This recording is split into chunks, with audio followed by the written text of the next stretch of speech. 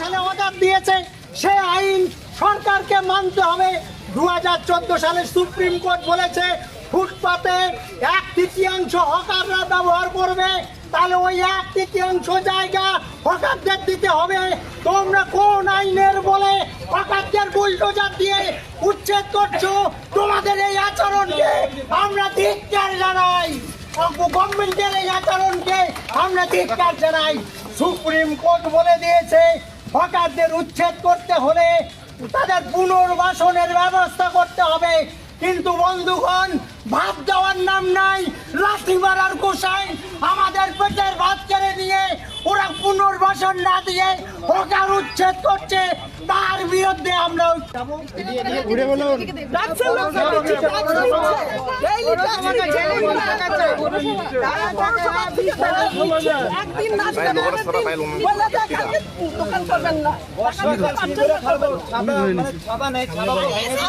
আমাদের প্লাস্টিক বা সব এখন একটা বর্ষাকাল, আমরা ছাতা দেখা যাচ্ছে না, বর্ষাকালে হাওয়ায় উড়ে যাচ্ছে, বর্ষা পরে যদি ভেঙে আজকে বাচ্চাদের আমরা তো জামা কাপড় পরতে পারি না, বাচ্চা কাচ্চা দুর্গাপুজোর জামাই যাবে, এই পূজার মধ্যে বর্ষাকালের মধ্যে আমরা কি কামাই করবো না? বাচ্চাদের মুখে ভাত দিব না কি জামা কাপড় দিব না পড়াশোনা করে যাবো? আমাদের তো দেশের মধ্যে কোনো পড়াশোনা তো এখনো হয় না, গরিব মানুষের মধ্যে সব কিছু হারিয়ে গেছে। সরকার কি আমাদের কাছে? সরকার বলতেছে আমরা গরিবকে দেখবো, গরিবকে কি গরিবকে দেখতেছে সরকার? কি চাচ্ছেন এখন? আমরা চাচ্ছি আমরা ফুটপাত যেমন ব্যবসা করছি আমাদের একটা সেফটি, হ্যাঁ একটা বলতে পারে সরকার বলতে পারে তোমার সাইড হয়ে ব্যবসা করুন, ব্যবসা করে তারপরে যদি আপনারা যদি বেশি এখন সেটা আমার প্রশাসন যে কাজটা করবে এটা কিন্তু তোমরা কিন্তু মানে যে কোনো একটা পস্তা হয়ে যাবে, তোমাদের যতটুকু ব্যবসার সিদ্ধান্ত নিব তা সেই জায়গার মধ্যে তোমরা যতটুকু ব্যবসার জায়গা আছে অতটুকু করুন, সেই জায়গাটা অসুবিধা করবেন না। সেই কথাটা বলতে একবার যে ভেঙে ঘুরিয়ে দিবে তার একবার পাতার চালা বন্ধ থাকবে না, ছাতা বন্ধ থাকবে না, হাইটে যদি বৃষ্টি পরে বৃষ্টি ছাতা যদি না থাকে তাহলে আমরা কি করবো?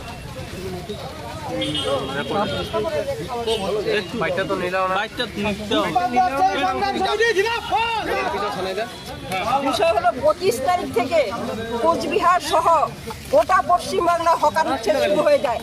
হকারদের বিক্ষোভের মুখে পড়ে এবং জনসাধারণের প্রতিক্রিয়ার সামনে পড়ে মুখ্যমন্ত্রী ঘোষণা করেন 27 তারিখে ঘোষণা করেন 1 মাস তিনি সময় চেয়ে নিয়েছেন যে 1 মাসের মধ্যে তিনি হকার উচ্ছেদ করবেন না। অথচ দুদিন পরেই দেখলাম যে গোটা পশ্চিমবাংলা সহ কোচবিহারে একই সঙ্গে হকার উচ্ছেদ বুলডোজার দিয়ে সমস্ত দোকানপাট গুড়িয়ে দিয়েছে এবং বিভিন্ন জায়গায় মহিলারা পুরুষরা কান্নায় ভেঙে পড়েছে। এই বর্ষার দিনে তারা কি করে সন্তান সন্ততিকে খাওয়াবেন?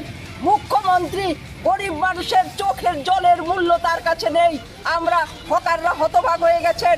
মুখ্যমন্ত্রী নিজে নির্দেশ দিয়েছেন 1 মাস তিনি হকার উচ্ছেদ করবেন না, অথচ দুদিন পর থেকেই তিনি সমস্ত দোকানপাট গুড়িয়ে দিয়েছেন। আমরা হকার সংগ্রাম সমিতির পক্ষ থেকে মুখ্যমন্ত্রীর এই সিদ্ধান্ত নাকচ করার অর্থাৎ মিথ্যাচারের বিরুদ্ধে তীব্র ধিক্কার জানাচ্ছি। অন্যদিকে হকাররা কিন্তু বেআইনিভাবে ফুটপাতে ব্যবসা করছেন না। আপনারা জানেন 2014 সালে হকার সমস্যার সমাধানে সুপ্রিম কোর্টের নির্দেশ অনুযায়ী বিধানসভায় একটি আইন পাশ হয়। সেই আইনে পরিষ্কার আছে যে হকারদের ফুটপাতের 3 ভাগের 1 ভাগ অংশ ফুটপাত ব্যবসায়ীদের ব্যবসার জন্য ছেড়ে দিতে হবে। বিকল্প কর্মসংস্থানের ব্যবস্থা না করে কোনো সরকার হকার উচ্ছেদ করতে পারবে না। এই আইন কিন্তু বিধানসভায় পাশ হয়েছে, অথচ আমরা দেখছি সরকার না করে ফুটপাত ব্যবসায়ীরা নাকি দখলদারি, তারা নাকি জোর করে দখল করে আছে। যে মানুষগুলি জীবন জীবিকার জন্য সৎভাবে ড্রেনের উপর বসে কষ্টসাধ্য জীবন সংগ্রাম করছে, ড্রেনের উপর দুর্গন্ধের মধ্যে সকাল থেকে সন্ধ্যা পর্যন্ত সেখানে একটা শেডের নিচে বসে তারা কিভাবে আপনারা কি চাচ্ছেন? ফলে আমরা চাইছি যে ভেন্ডিং জোন করে, যে প্রশাসনের পক্ষ থেকে যে ভেন্ডিং জোন 5টা জোন করে হকারদের পুনর্বাসনের ব্যবস্থা করেছে, সেটা হকাররা ব্যবসায়িক জায়গা না বলে সেখানে তারা যেতে পারবে না।